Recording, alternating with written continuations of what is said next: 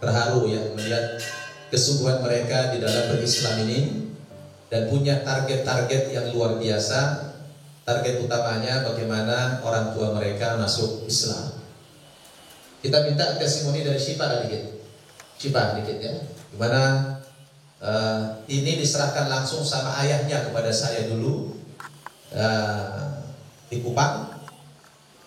Tapi saya udah lupa gimana cerita awalnya itu. Coba, ini yang sudah sarjana dari Irak.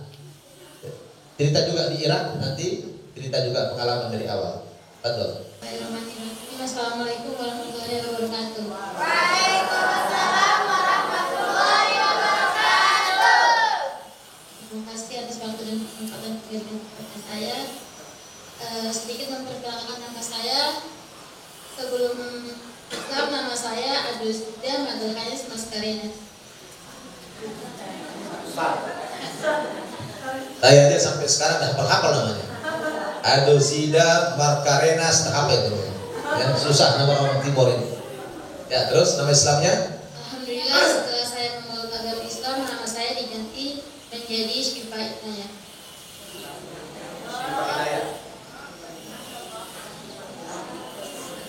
Saya anak pertama dari 4 bersaudara. Kami semua perempuan. Kedua adik saya di sini, satunya lagi alhamdulillah udah Islam juga beserta orang tua saya, tapi masih lagi kampung di Kupang. Kami memeluk agama Islam dari tahun 2016. Yang pertama itu saya sama adik saya Zakia. Alhamdulillah langsung dibawa sama Ustadz Nababan, dia syahadatin di Kupang. Waktu itu beliau datang lihat bangunan maksudnya? Ya, melihat bangunan pesantren di sana. Jadi dia diserahkan sama ayahnya kepada saya untuk disyahadatkan. Ya, terus. Ya, alhamdulillah waktu itu selesai kita syahadat, karena nggak mungkin juga kita tinggal di Kupang.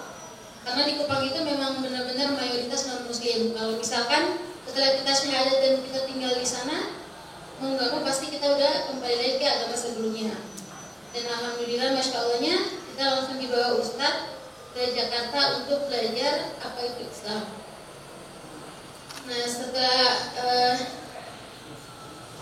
tiba di Jakarta, alhamdulillah kita dipertemukan dengan lingkungan yang masya Allah semua, anak-anaknya juga semuanya mu'alaf, jadi kita bisa berbagi cerita sama para ustadz, kita bisa tanya-tanya Islam itu seperti apa, kenapa Islam itu kayak gini, jadi kayak dari kita non muslim yang dulu menganggap Islam itu seperti ini, pas kita udah masuk, kita belajar jadinya tahu, oh Islam itu tidak sejahat itu, Islam itu bukan seperti itu, Islam itu punya tujuan dan maksud itu seperti ini.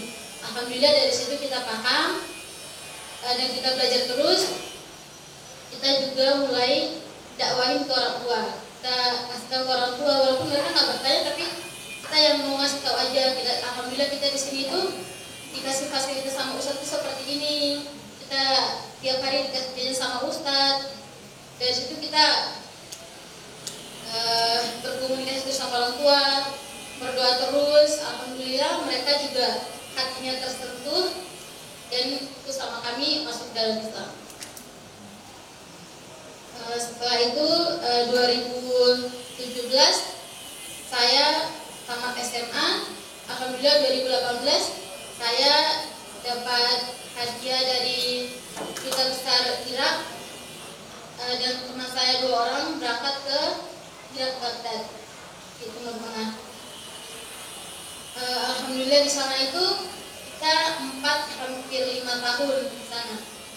Dari yang benar-benar nama kampusnya apa? Nama kampusnya Abu Hanifah. Al-Jami'ah Abu Hanifah. Dari yang benar-benar masya Allah, kita di pesantren itu cuman belajar di ilmu Arab itu kan cuma diajar Quran, bahasa Arabnya ada tapi kayak cuma kosakata aja. Nah masya Allahnya Allah itu tempatkan kita di tengah-tengah orang Arab yang benar-benar kita juga nggak bisa bahasa Arab. Jadi kalau ngomong sama mereka itu pakai isyarat aja gitu. Kalau nggak pakai Google Translate. Itu pertama kali. Terus pas nyampe di Baghdad itu kan tulisan orang-orang itu kan bahasa Arab semua ya. pas kita ngapa kita bacanya itu nadanya itu nada Quran, karena tulisannya biasa aja, tapi kita bacanya nada Quran. Iya. Nah, habis itu dari kita mulai beradaptasi sama orang-orangnya, orang-orang juga kayak bingung lihat kita ini dari mana gitu.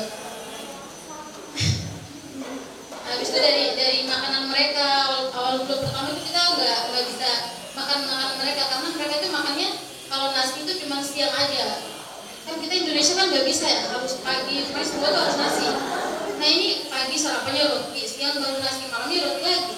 Nggak bisa tengah malam tuh jadinya lapar banget cari gitu. Terus mereka tuh kayak dengan gitu, kenapa? Kita bilang lapar, emang kalian makan apa tadi udah makan, udah tadi masih lapar. Padahal mereka keluarin mereka masak itu baru kita makan, baru kita kasih tahu. Kalau Indonesia itu seperti ini mereka kaget. Kenapa? Tuh tiap hari makannya nasi terus dia. Kami Indonesia tuh mau sarapan juga nasi, siang juga nasi, malam juga nasi. Mereka kaget, sedangkan mereka cuma satu kali aja, pas siang aja makan nasinya. Nah alhamdulillahnya seiring berjalan waktu kita mulai terbiasa pagi sarapan roti, siang nasi, malamnya roti udah masalah, udah biasa aja. Mau nggak mau kita harus bisa karena di 4 orang gitu. Cuman alhamdulillahnya mereka juga paham gitu. Jadi kalau mereka mau ngasih makan tuh, ini anak-anak Indonesia nih harus kasih beras, jangan kasih beras. Iya. Jadi setiap minggu tuh mereka pasti selalu tanya, berasnya masih ada nggak? Udah habis, ya udah. Kita tinggal telepon aja kasih tahu aja udah habis nih. Jadi mereka tinggal bawa. Alhamdulillah di sana juga kita dikasih uang jajan satu orang itu awalnya itu $100 pas hari tahun pertama. Tahun kedua, ketiga, keempat itu satu orang itu 2 juta tiap bulan buat jajan. Itu baru untuk tiap bulan buat jajan, yang belum lagi kalau misalkan kayak dari mereka yang buat ngasih per hari-harinya kayak gitu. Terus alhamdulillahnya kita ketemu sama mereka tuh mereka ngangkat kami tuh jadi anak mereka semua. Jadi nanti kita diajak ke rumah mereka, bahkan sampai kita punya orang tua angkat itu rektor kampus, ya alhamdulillah. Itu sampai jadi kalau cerita lucunya itu seperti ini. Mungkin di sana kan cuma kita bertiga ya yang orang Indonesia yang kuliah di sana. Jadi kalau di sana tuh kalau misalnya ketemu sama rektor kampus itu kan harus benar-benar yang kawal gitu kan. Kalau kita enggak, kita kalau udah datang kayak gitu tuh orang langsung kayak buka jalan aja gitu, langsung terus langsung nggak nanya-nanya lagi, nggak itu lagi. Iya jadi langsung aja, mereka kayak udah tahu gitu karena cuma bertiga aja. Nah seperti itu. Terus alhamdulillahnya orang tua kan kita di sana juga masya Allah banget.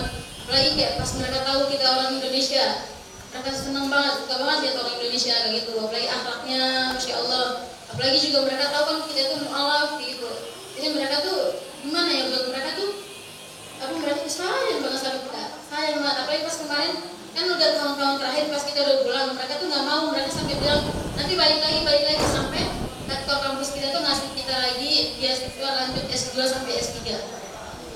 Ya alhamdulillah. Yang disuruh balik lagi ke sana cuma kita bilang ya insya Allah. Ya kayak gitu. Terus masalah kalau cuacanya sama aja kayak musim dingin. Kalau udah dingin banget, kalau udah panas masya Allah itu kipas aja nggak bisa, AC kecuali harus AC. Kalau kipas doang tuh nggak bisa, hawanya tuh panas terus di sana tuh kalau udah badai pasir tuh masya Allah itu kita benar-benar harus di dalam rumah aja, kita nggak boleh keluar. Itu kalau misalkan kayak pakaian kita nih gantung di luar, makanya kita pas kerjaan itu udah di warna abu panas banget gitu. Ya jadi dari awal yang kita mulai beradaptasi sama lingkungan, sama cuaca itu benar-benar susah banget karena kita nggak tahu seperti itu. Kalau musim dingin, alhamdulillah kita pakai pemanas ruangan. Kalau misalkan musim panas, kita juga disediakan AC. Jadi semua fasilitas itu lengkap semua. Kita tinggal belajar aja. Ya. Jadi apa yang mendorong kita masuk Islam? Oh ya, yang mendorong saya masuk Islam waktu itu tuh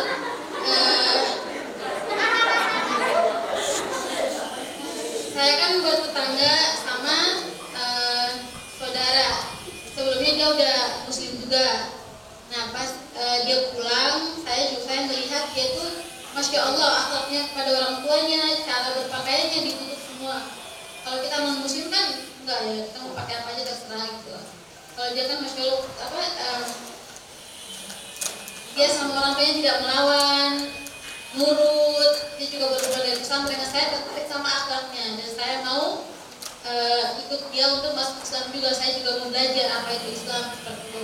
Karena sebelum saya lihat saudara saya ini, ya nanti ada juga Muslim tapi ya seperti itu, mereka nggak yang benar-benar taat banget. Kadang jawabnya pakai dibuka lagi, itu yang membuat kami para non Muslim itu melihat kalau maaf tapi Islam itu munafik. Kenapa? Karena kenapa kamu pakai jilbab terus buka lagi? Itu salah satu yang membuat kami itu melihat Islam itu emang ya udah sebenarnya kayaknya habis pakai habis buka terserah mereka gitu, kayak munafik, berarti kayak munafik kayak gitu. Nah alhamdulillah, tapi beda nih sama saudara saya. Kenapa dia enggak gitu? Dia kok masya Allah banget ya, dia sama orang tua yang nurut, dia selalu sholat, selalu ibadah 5 waktu, cara berpakaiannya tertutup semua. Dari situ saya mulai tertarik dan saya bilang kepada orang tua saya untuk pengen mengenal Islam, pengen masuk agama Islam. Dan alhamdulillah Ustadz Nababan waktu itu ke NTT, langsung saja saya dan adik saya diserahkan langsung sama beliau untuk disyahadatin. Alhamdulillah kita langsung diterbangkan ke Jakarta untuk belajar dalam Islam. Dan alhamdulillah setelah itu adik saya yang ketiga juga ikut, setelah itu seterusnya dari adik yang keempat sampai kedua orang tua saya masuk ke Takbir. Masya Allah, Asanti, luar biasa testimoni Ananda Syifa ini. Dan setelah mereka tamat sarjana dari Irak, dari Al-Jami'ah Abu Nu'man ya di Baghdad, cita-cita mereka ini ingin berdakwah di Kupang dan pedalaman NTT. Maka kemarin saya sarankan mereka bertiga, kalian coba bikin yayasan di Jakarta ini, yayasan dakwah yang kegiatannya itu bukan di Jakarta. Jadi di Jakarta bikin yayasan, tapi kegiatan kalian itu adalah di NTT. Mulai dari dakwah, dan kamu karena kamu perempuan, tidak usah kamu yang terjun ke sana, tapi kamu di Jakarta ini kelola yayasan, kemudian kamu tunjuk laki-laki yang sudah bisa berdakwah di NTT, kemudian bikin fasilitas di sana lagi di pedalaman, entah TPA, entah apa gedung itu, tapi kamu yang menggerakkan. Nah mereka ini semangat, ya mereka semangat. Saya bilang nanti kamu akan saya kirim kepada pengajian-pengajian ibu-ibu, kamu cerita program-program kalian itu apa. Nah, jadi senang mereka. Karena dulu target saya sama mereka ini pulang ke NTT, berjuang di sana, tapi mereka rada-rada takut karena perempuan. Nah, pertama takut diteror sama orang-orang di sana. Yang kedua takut dinikahi sama orang. Mereka takut, namanya perempuan. Kalau perempuan itu kan rawan. Ya walaupun udah sarjana dari Timur Tengah sana, kalau sudah bicara tentang cinta berat. Ya. Nah, jadi akhirnya saya bilang coba kamu bikin program dakwah di pedalaman NTT, buat yayasannya kamu yang bikin. Saya tidak usah terlibat di situ karena saya sudah terlalu banyak saya urusin. Saya hanya ngasih jalan-jalan perjuangan kepada kalian. Saya bilang nanti saya tunjuk kamu datang ke Masjid Al-Ihsan atau ke Baitur Rahman atau kemana, kamu testimoni di situ. Saya bilang insya Allah kamu akan didukung kaum muslimin. Betul nggak Bu? Karena kalau di Jakarta ini udah mubazir ustaz, ya, udah kebanyakan ustaz di Jakarta ini. Tapi daerah-daerah sangat butuh SDM, ustaz, ustazah, dai, daiyah di pedalaman sana. Dan sebenarnya orang itu mudah sekali masuk Islam kalau kita sudah menyentuh mereka dengan kasih sayang. Nah, tapi kalau kita dakwahnya cuma lead and load, apa itu? Apa itu Ibu? Lead and load, tahu? Lidah dan ludah. Kalau kita dakwahnya cuma menggunakan lidah dan ludah, itu tidak akan berhasil. Nah, tapi kalau kita ada sesuatu yang bersifat materi yang kita berikan kepada mereka dalam rangka tahadu tahabbu, saling memberikan hadiah, niscaya kamu saling menyayangi kata Nabi, insya Allah Hal itu akan menggugah mereka untuk masuk Islam.